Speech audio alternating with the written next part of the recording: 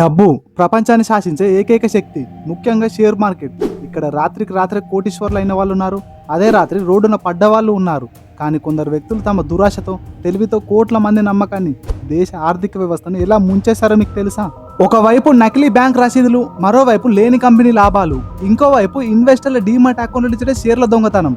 Loopholes ఎక్కడున్నాయో వెతికి వ్యవస్థను తమ చేతిలో ఆడుకున్న 5 బిగ్ షార్క్స్ కథ ఇది.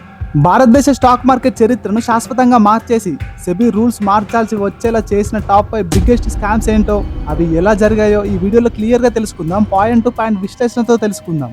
Welcome to our channel. మీరు కనుక ఇన్వెస్టర్ అయితే లేదా అసలు మార్కెట్లో ఏం జరుగుతుందో తెలుసుకోవాలనుకుంటే ఈ వీడియోని అస్సలు మిస్ అవ్వకండి, చివరి వరకు చూడండి.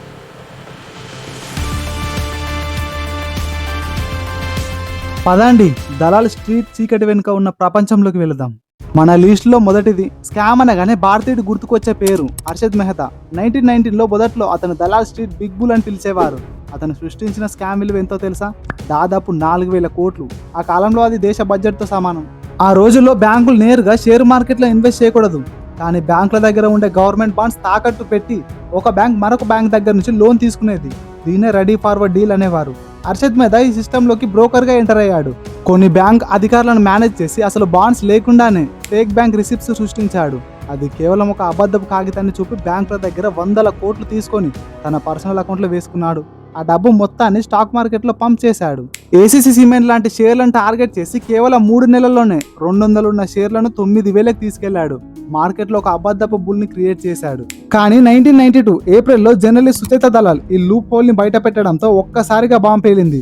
బ్యాంకులు డబ్బులు ఆగడం, హర్షద్ మెహతా షేర్లు అమ్మేయడంతో షేర్ మార్కెట్ ఘోరంగా క్రాష్ అయింది. లక్షల మంది సామాన్యులు రోడ్డున పడ్డారు. ఈ స్కామ్ తర్వాతే మన దేశంలో సెబీకి పూర్తి పవర్స్ వచ్చాయి. అలాగే ఫిజికల్ పేపర్ స్థానంలో డీమాట్ అకౌంట్స్, అలాగే ఎన్ఎస్సి నేషనల్ స్టాక్ ఎక్స్చేంజ్ ఏర్పాటయ్యాయి. ఆ తర్వాత స్కామ్ చూసుకుంటే కేటన్ స్టాక్స్. హర్షద్ మెహతా స్టోరీ అయిపోయాక మార్కెట్ మొత్తం క్లీన్ అయిపోయింది అనుకుంటే పొరపాటే. అతని శిష్యుడు కేతన్ ఫరేక్ రూపంలో 2001లో మరో భారీ స్కామ్ బయటపడింది. దీనివల్ల మార్కెట్లో కోల్పోయిన క్యాపిటలైజేషన్ ఎంత తెలుసా? దాదాపు 32,000 కోట్లు. అప్పట్లో ప్రపంచవ్యాప్తంగా సాఫ్ట్వేర్, ఇంటర్నెట్ కంపెనీల హవా నడుస్తుంది. కేతన్ ఫరేక్ 10 నిర్దిష్ట కంపెనీలు ఎంచుకున్నాడు. వాటిని కేటన్ స్టాక్స్ అనేవారు. ఉదాహరణకి జీ టెలిఫిలిమ్స్, హెచ్ఎఫ్సిఎల్ లాంటివి. ఇతను వాడిన టెక్నిక్ ఏంటంటే సర్క్యులర్ ట్రేడింగ్. అంటే తన నెట్వర్క్లోని బ్రోకర్ల ద్వారా ఒక షేర్ను అంతర్గతంగా ఒకరినొకరు కొంటూ అమ్ముతూ వాల్యూమ్ ఎక్కువగా ఉన్నట్లు భ్రమ కలిగించేవాడు. రేట్లు పెరిగాక సామాన్య ఇన్వెస్టర్లు ఎగబడి కొనేలా చేసేవాడు. దీనికోసం కోల్కతా స్టాక్ ఎక్స్చేంజ్ మరియు మాదాపుర కోఆపరేటివ్ బ్యాంక్ లూప్ హోల్స్ ని వాడుకొని 100 కోట్ల పే ఆర్డర్ సృష్టించి క్రమంగా ఫ్రాడ్స్ గుంజాడు. 2001 బడ్జెట్ తర్వాత మార్కెట్ పడడం స్టార్ట్ అవ్వగానే మాధవపుర బ్యాంక్ ఇచ్చిన పే ఆర్డర్స్ బౌన్స్ అయ్యాయి. దాంతో కేతన్ ఫరేక్ సామ్రాజ్యం కుప్ప కూలింది. ఈ స్కామ్ తర్వాత సెబీ అప్పట్లో ఉన్న బండ్ల సిస్టమ్ను రద్దు చేసి దాని స్థానంలో ఈరోజు మనం వాడుతున్న డెరివేటివ్స్ మరియు సురక్షితమైన T+2 రోలింగ్ సెటిల్మెంట్ విధానాన్ని తీసుకొచ్చింది. ఇప్పుడు మూడవ అతిపెద్ద స్కామ్ చూసుకుంటే ఇండియాస్ ఎన్రాన్ స్కామ్. ఇప్పటి వరకు మనం చూసినవి స్టాక్ బ్రోకర్లు చేసిన స్కామ్లు, కానీ ఇప్పుడు మనం చెప్పుకోబోయేది ఒక కంపెనీ ప్రమోటరే స్వయంగా చేసిన కార్పొరేట్ మోసం. అదే సత్యం కంప్యూటర్ స్కామ్. భారతదేశపు ఎన్రాన్ స్కామ్ అంటారు. దీని విలువ దాదాపు 7,000 కోట్లకు పైగానే. సత్యం కంప్యూటర్స్ చైర్మన్ బి రామలింగరాజు తన కంపెనీ నెంబర్ 1గా చూపించడానికి అకౌంట్ పుస్తకాలను పూర్తిగా మార్చేశాడు. దాదాపు 7,500 నకిలీ కస్టమర్ ఇన్వాయిస్లను సృష్టించి కంపెనీకి రాని లాభాలను వచ్చినట్టు చూపించాడు. కంపెనీ అకౌంట్లో లేని 5,000 కోట్ల నగదును ఉన్నట్లు నకిలీ ఫిక్స్డ్ డిపాజిట్ సర్టిఫికెట్లను క్రియేట్ చేశాడు. ఆ అబద్ధ ప్రాఫిట్ను చూసి ఇన్వెస్టర్లు షేర్లను విపరీతంగా కొన్నారు. ఆ షేర్లను తాకట్టు పెట్టి రాజు కుటుంబం రియల్ ఎస్టేట్ వ్యాపారంలో ఇన్వెస్ట్ చేసింది. కానీ 2008 గ్లోబల్ రిసెషన్ వల్ల రియల్ ఎస్టేట్ మునిగిపోయింది. రాజు ట్రాప్లో పడిపోయాడు. జనవరి 7, 2009 రామలింగరాజు సెబీకి లేఖ రాస్తూ, నేను ఇన్నాళ్లుగా అకౌంట్స్ మార్చాను, కంపెనీ బ్యాంకుల్లో చూపించినంత డబ్బు లేదు, నేను పులి మీద కూర్చున్నాను, దిగితే పులి తినేస్తుంది, అందుకే ఇన్నాళ్ళు మోసం చేయాల్సి వచ్చింది అని అంగీకరిస్తూ రాజీనామా చేశాడు.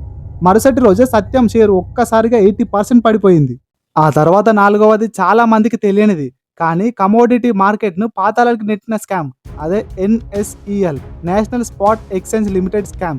దీని విలువ దాదాపు 5,600 కోట్లు. దీని ప్రధాన సూత్రధారి జిగ్నేష్ షా. ఎన్ఎస్ఈఎల్ అనేది వ్యవసాయ ఉత్పత్తులను ఆన్లైన్లో ట్రేడింగ్ చేసే ప్లాట్ఫామ్. ఇక్కడ పేర్డ్ కాంట్రాక్ట్స్ పేరుతో ఇన్వెస్టర్ల ప్లాన్ తీసుకొచ్చారు. ఈ రోజు కొన్న సరుకుని నెల తర్వాత అమ్మేలా అగ్రిమెంట్. దీనివల్ల ఇన్వెస్టర్లకు 12% నుంచి 15% ఖచ్చితమైన లాభం వస్తుందని నమ్మించారు. ట్విస్ట్ ఏంటంటే ట్రేడింగ్ జరుగుతున్న వేర్ హౌస్లో అసలు సరుకే లేదు. కేవలం 1 రోజు ముందు 15% లాభం వస్తుందని నమ్మించారు. 1 రోజు తర్వాత 15% లాభం వస్తుందని నమ్మించారు. ఫేక్ వేర్ హౌస్ రిసిప్ట్ సృష్టించి ఇన్వెస్టర్ల దగ్గర డబ్బులు వసూలు చేసి కొందరు పెద్ద వ్యాపారులకు లోన్లుగా మళ్లించారు. ప్రభుత్వ నిబంధన ఉల్లంఘనను గుర్తించి లావాదేవీలు ఆపేయమనడంతో అసలు రంగు బయటపడింది. గోడౌన్లో తెరిచి చూస్తే అంతా ఖాళీ. 13,000 మంది ఇన్వెస్టర్లు మోసపోయారు. అప్పటి వరకు కమోడిటీ మార్కెట్ ను చూసే ఫార్వర్డ్ మార్కెట్ కమిషన్ ను రద్దు చేసి దాన్ని పూర్తిగా సెబీ పరిధిలో చేర్చారు. ఇక చివరగా మన ఆధునిక టెక్నాలజీ యుగంలో మనం నమ్మి డబ్బు దాచుకునే బ్రోకింగ్ సంస్థ మోసం చేస్తే ఎలా ఉంటుందో చూపించిన స్కామ్ అదే కర్వీ స్టాక్ బ్రోకింగ్ స్కామ్. దీని విలువ దాదాపు 2,800 కోట్లు. దీని ప్రధాన సూత్రధారి పి పార్థసారథి. సాధారణంగా మనం షేర్స్ కొంటే అవి డిపాజిటరీస్ లో మన పేరు మీద భద్రంగా ఉంటాయి. బ్రోకర్స్ కేవలం మధ్యవర్తి. కానీ కర్వీ సంస్థ తన ఇన్వెస్టర్లకు వచ్చిన పవర్ ఆఫ్ అటర్నీ దుర్వినియోగం చేసింది. ఇన్వెస్టర్లకు తెలియకుండా వారి డీమార్ట్ ఖాతాలో ఉన్న షేర్లను కర్వీ తన సొంత పూల్స్ అకౌంట్లోకి మార్చేసుకుంది. అలా దొంగిలించిన క్లయింట్ల యొక్క షేర్లను బ్యాంకులో తాకట్టు పెట్టి వేల కోట్ల రూపాయల లోన్లుగా తీసుకుంది. ఆ డబ్బును కర్వీ గ్రూప్స్కి చెందిన రియల్ ఎస్టేట్ వ్యాపారంలోకి మళ్లించింది. 2009లో సెబీ జరిపిన ఆడిట్లో ఈ దారుణం బయటపడింది. సెబీ వెంటనే కర్వీ లైసెన్స్ రద్దు చేసింది. అదృష్టవశాత్తు సెబీ గట్టి చర్యల వల్ల 90% ఇన్వెస్టర్లకు షేర్లు తిరిగి వచ్చాయి. కానీ బ్యాంకులు మాత్రమే నష్టపోయాయి. ఈ స్కామ్ తర్వాతే సెబీ బ్రోకర్ల ఆట కట్టించడానికి ప్లేజ్ అన్ప్లేజ్ అనే కొత్త మెకానిజం తెచ్చింది. అలాగే ప్రతి 3 నెలలకోసారి క్లయింట్ అకౌంట్లో మిగిలిన డబ్బు క్లయింట్ బ్యాంక్ అకౌంట్లో పంపించేందుకు క్వార్టర్లీ సెటిల్మెంట్ రూల్ తెచ్చింది. చూశారుగా ఫ్రెండ్స్, ఈ 5 స్కామ్లు వెనుకున్నది కేవలం ఒకటే, అది దురాశ మరియు సిస్టంలో ఉన్న లోపాలు. కానీ ఒక రకంగా ఈ స్కామ్స్ వల్ల మన సెబీ మరింత పటిష్టంగా మారింది. అందుకే ఈరోజు భారతీయ స్టాక్ మార్కెట్ ప్రపంచంలోనే అత్యంత సురక్షితమైన మార్కెట్లో ఒకటిగా నిలిచింది. ఒక ఇన్వెస్టర్గా మనం నేర్చుకోవాల్సిన పాఠం ఏంటంటే, ఏదైనా షేర్ కారణం లేకుండా విపరీతంగా పెరిగితే ఆశపడి వెళ్ళకండి. ఆపరేటర్ స్టాక్స్కి దూరంగా ఉండండి. మీ బ్రోకర్ పంపే ఈమెయిల్స్, ఎస్ఎంఎస్లు ఎప్పటికప్పుడు చెక్ చేసుకోండి. ఈ 5 స్కామ్లలో మీకు ఏ స్కామ్ మైండ్ బ్లోయింగ్గా అనిపించిందో కింద కామెంట్ సెక్షన్లో కామెంట్ చేయండి. ఈ ఇన్ఫర్మేషన్ మీకు నచ్చితే లైక్ చేయండి, మీ ఫ్రెండ్స్ అందరికీ షేర్ చేయండి. ఇలాంటి మరిన్ని ఫైనాన్షియల్ డాక్యుమెంటరీ కోసం మన ఛానల్ని ఇప్పుడే సబ్స్క్రైబ్ చేసుకోండి.